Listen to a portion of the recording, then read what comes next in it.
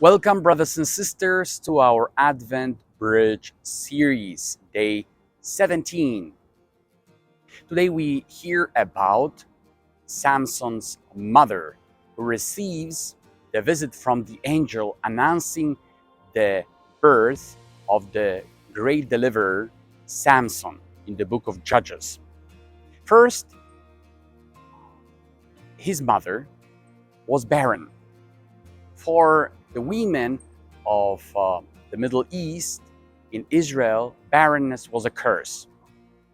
It was a sign that God did not look favorably on that person. We may experience our lives to be failed, to be a disgrace, and probably looking at ourselves in comparison with others, thinking God did not look at my life favorably. That is broken. There is no point.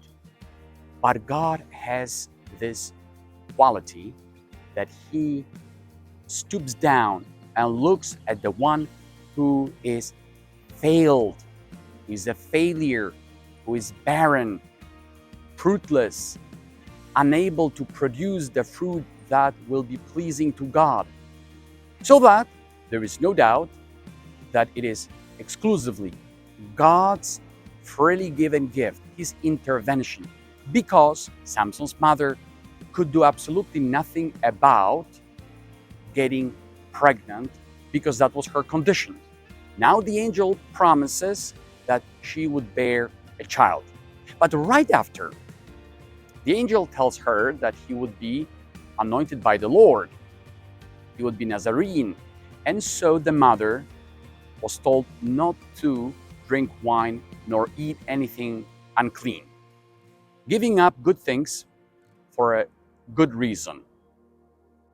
But we can even ask, so what's even the problem?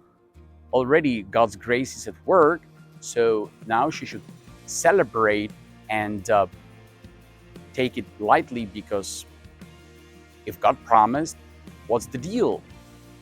Well, we would like to bear spiritual fruit. Many people say they would like to abound in different graces, in change of attitude, and have God working in them. But they don't want to give up what belongs to the world, because the wine and the unclean food named in this reading have to do with conformity to the worldly standards. How many people we find around ourselves, and we who are dealing with this problem would like to have a little bit of God's grace and the world, a little bit of what He commands, what we like, what is convenient to us, and at the same time, the pleasure of the world, our friends. On a few occasions, I needed to tell the people who wanted to grow spiritually and found themselves also in confusion, that they need to quit some friends, even some bad habits, some things that were impeding the grace of God in them. And they were not so fond of my words because they already had their idea. They would compromise. They would be able to be in two areas, which means drinking the worldly wine and at the same time to have the wine of the Spirit. And then, with a big surprise, finding out that it just does not work. Brothers and sisters, if we would like to bear much fruit, we need to abide in Jesus, as He Himself says, "Abide in me and I will abide in you," meaning a relationship that is not momentary, that does not happen, but that lasts, that is meaningful, that will take us all the way to where God wants us to be according to His will.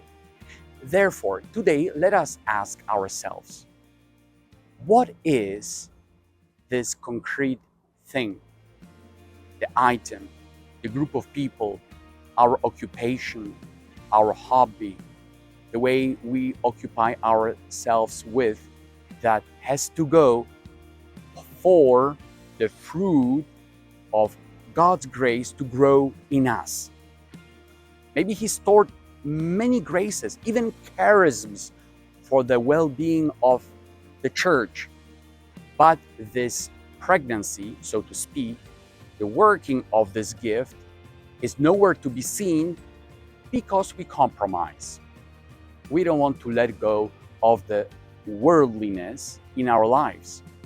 Therefore, brothers and sisters, let us pause and reflect. Number one, that although we are barren, sterile, spiritually speaking, oftentimes unable to do the good that we want, God's promise comes to us and we should rejoice and be grateful that He chose us. And on the other hand, let us pause and find out, what does He ask us to quit? Areas of the worldly behavior and attitude, maybe the TV shows or friends who are not helping for those gifts of God to grow in us.